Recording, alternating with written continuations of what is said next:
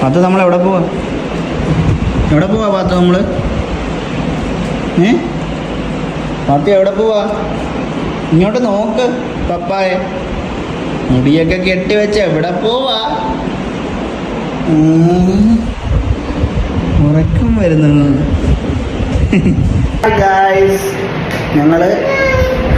ഞങ്ങളപ്പോ പാത്തുവിൻ്റെ മമ്മിയെ വിളിക്കാൻ വേണ്ടി ഞങ്ങൾ പോവും. അല്ലേ പാത്തു? മമ്മിയെ കാണാൻ പോവാം.